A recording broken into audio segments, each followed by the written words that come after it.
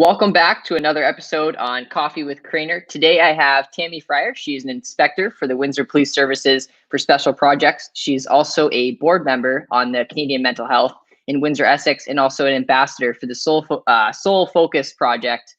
So really fortunate to have her today. And we're going to be talking about creating an inclusive workplace.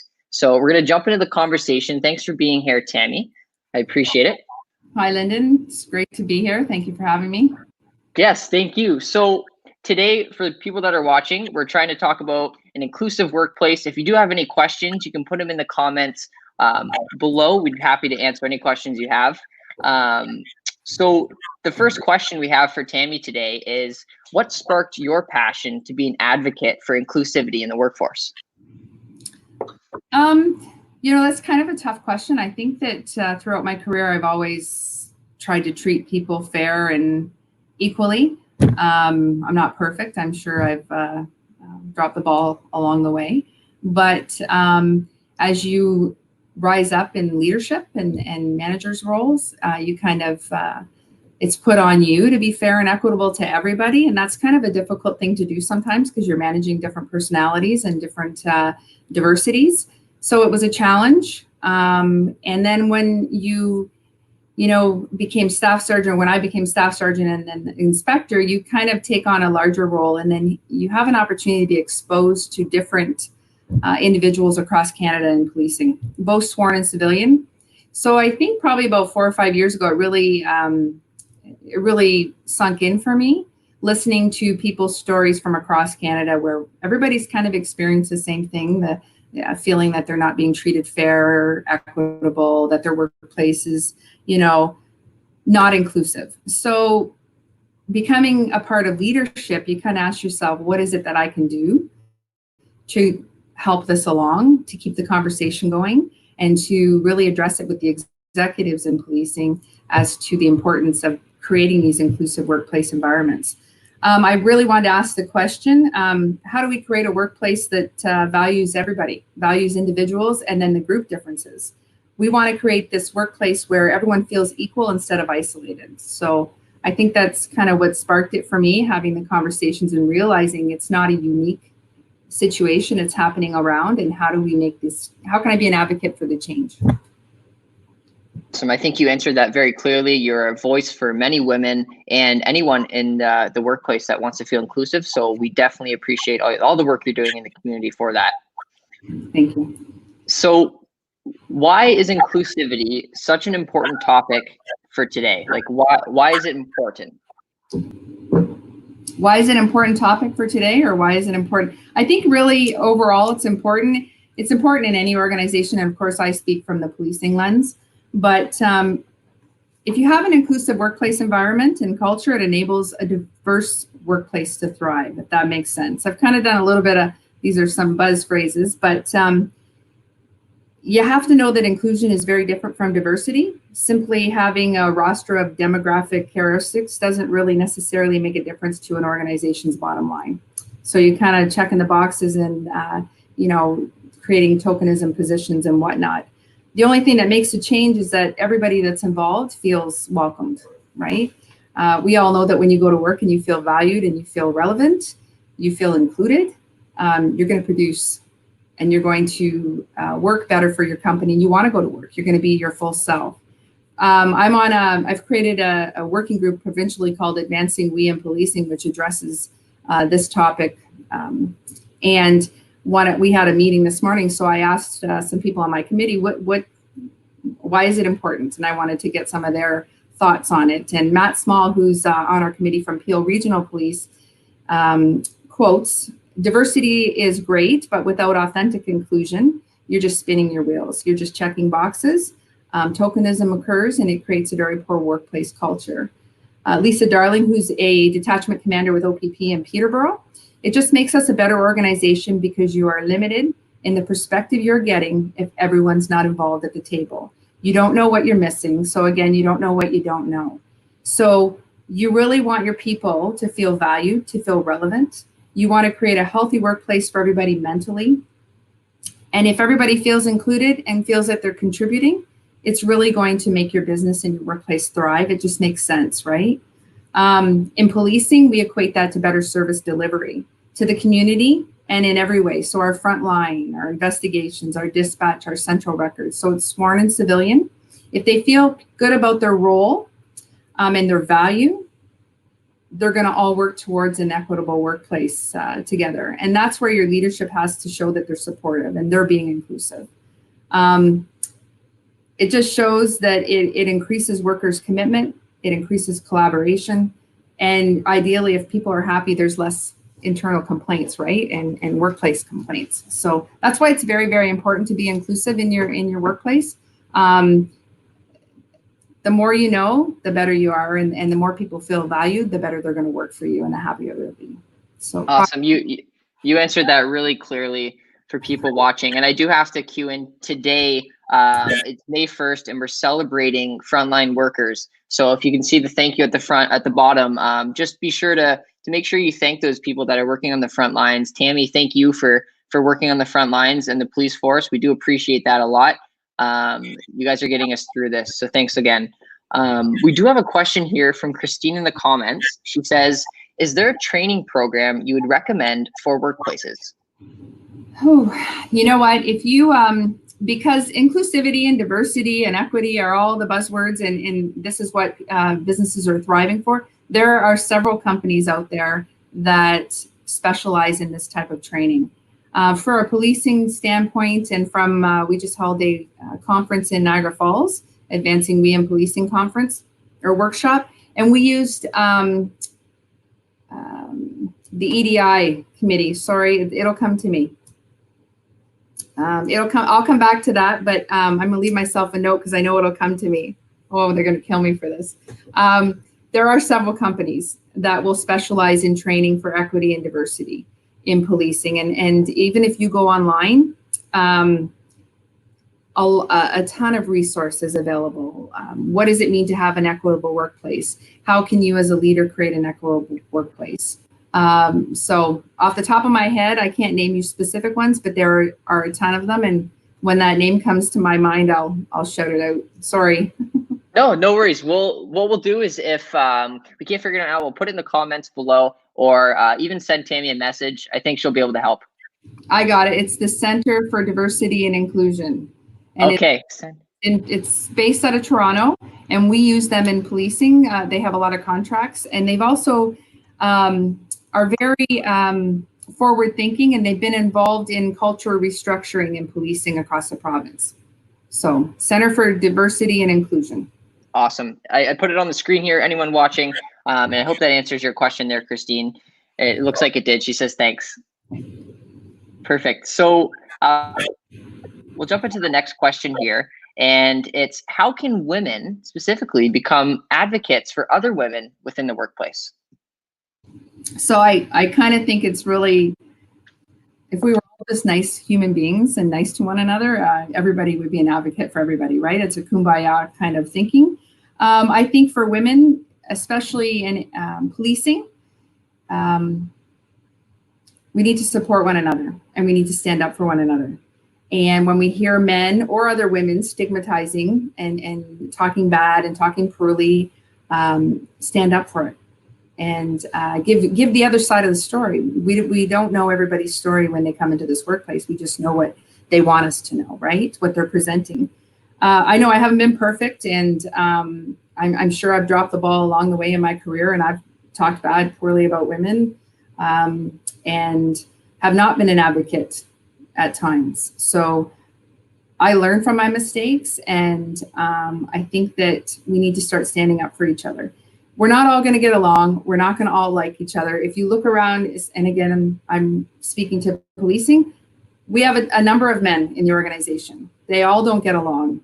They all don't support one another. They have their groups. Women are in the same boat. It's just highlighted more because there's less of us. So if 15 aren't getting along, we know because there's less women than there is men. I think the biggest piece is talking it out. If you have an issue, talk to one another. Don't let things fester, and advocate for change. Come together regardless of your differences and advocate for change. Be encouraging to one another. Recognize that we all have weaknesses and we all have strengths. In policing, it's a little bit different because a lot of our units, our specialty units, used to always have one woman in the unit. So when I was in the drug squad back in 1997, I'm dating myself, but there was only one woman in the unit at the time. So you knew you had to wait 3 years as a female before you had an opportunity to go in that role. That has since changed in our organization. So there are several units that have more than one female in there. And that is a really good opportunity to support each other in a smaller sense and move forward for the change and create a difference here. I think another big piece is mentoring. Mentor one another. As soon as you become a police officer, you're in a position of authority, you become a leader in the community because that's what the community sees. So you are a leader in the organization too. So you can always teach people through what your experience was. You can share your mistakes, share your successes so that people can learn and grow. And I think mentoring is a really big piece. I've been very fortunate. I have mentors across the province. I have mentors across Canada, actually.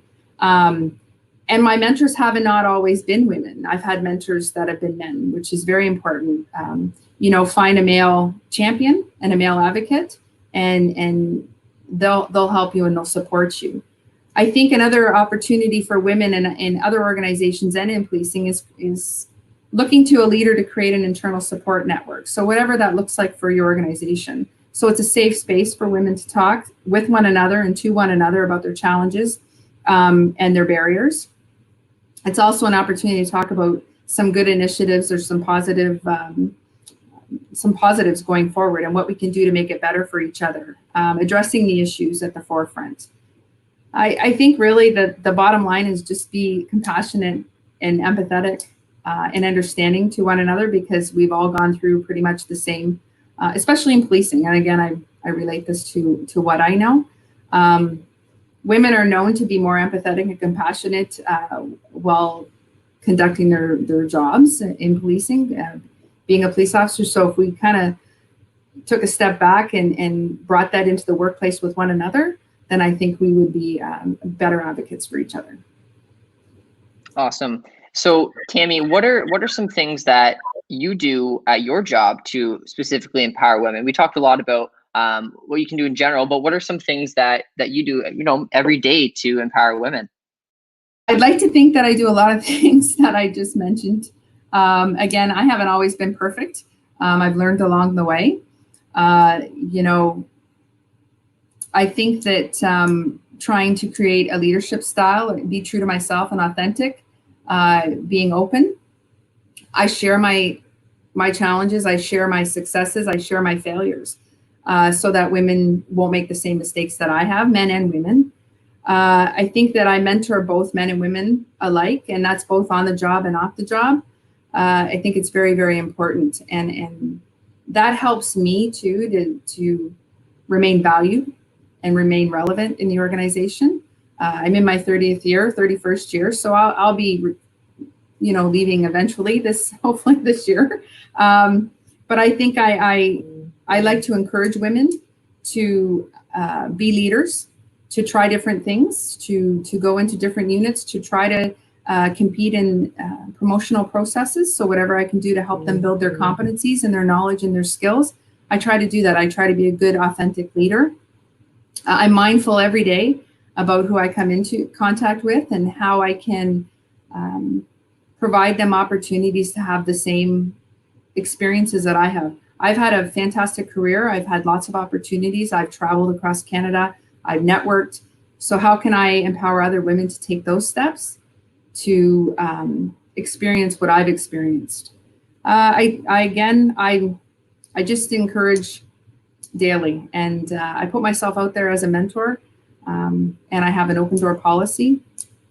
And I've really, I think, surrounded myself with some really strong women across the province, especially in my Advancing We in Policing group. So that's very important.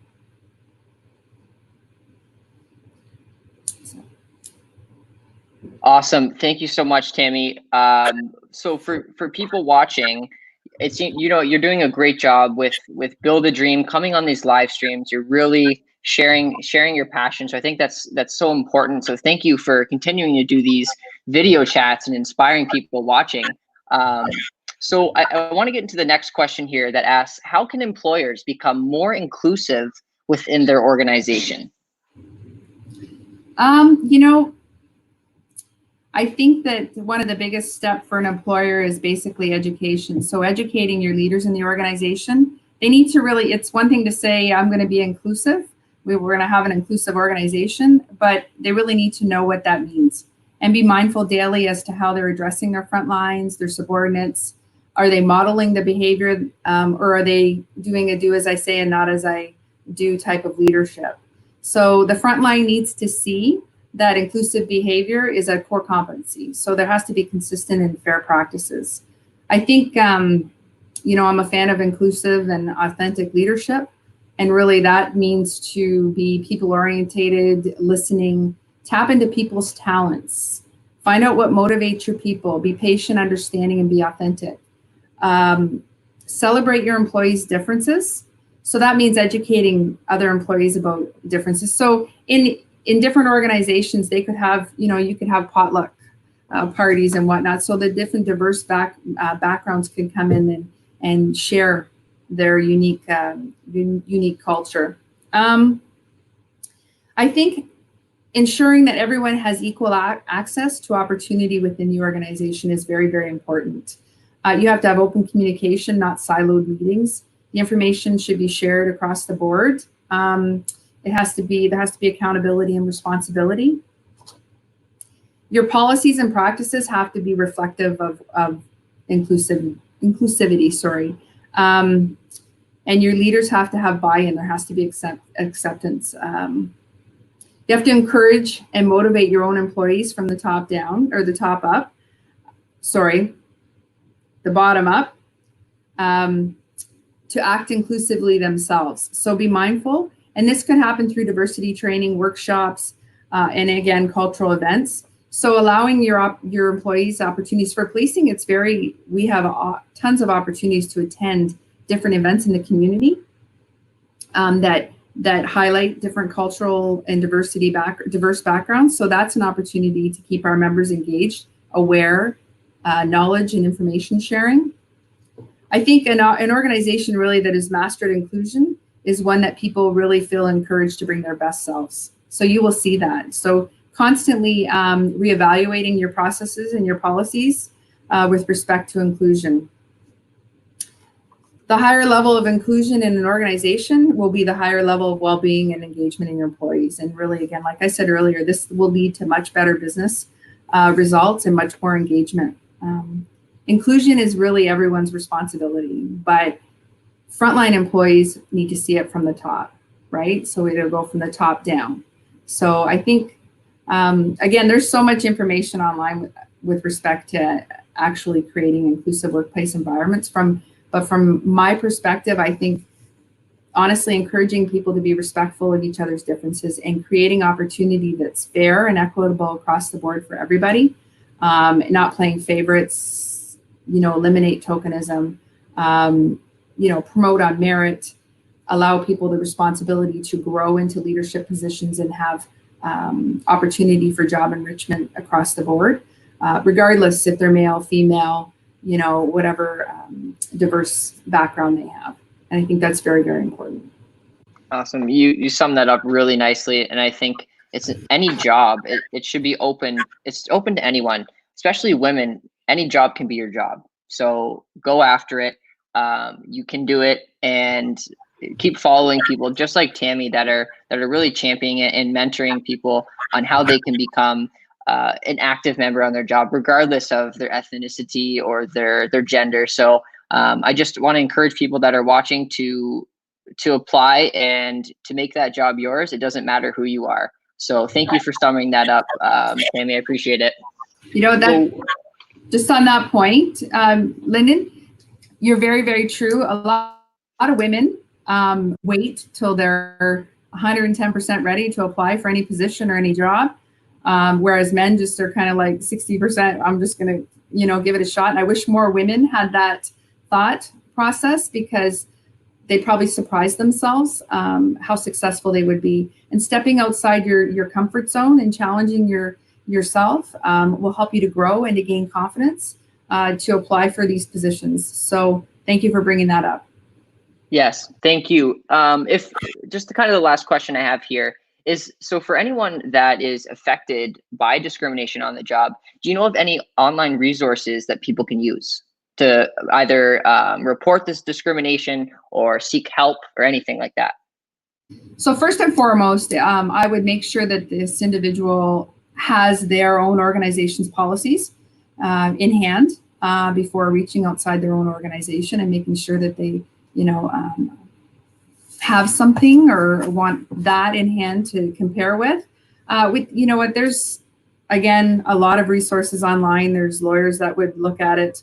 The Ontario Human Rights Tribunal is a go-to for many people, and you submit your complaint, and they'll converse with you and tell you which way to go. But again, there's a multitude of resources. And again, for me, if anybody is experiencing, I don't want to say an oppressive workplace environment or something that they're not happy in their workplace and they feel they're slighted, because again, that'll affect their mental health and well-being, right? Going to work and not feeling valued and being a contributing member. CMHA has a number of resources. There's a number of resources online for people to help you with your mental health and your well-being to get through something like this. Because again, if you're going to file a complaint about your workplace, or even if you're feeling that way, that's very stressful. So bear in mind that you really need to take care of your mental health and well-being while embarking on a journey of this nature. Awesome. Thank you so much, Tammy, for joining me on this show today. You really helped people watching. And if you do have any questions, please throw them in the comments. We'd be happy to answer them. Thank you for taking time out of your day to be here. And thank you for all the work you're doing on the front line to keep us safe. Okay. Thank you. Stay safe. Thank you. We'll talk soon. Bye now.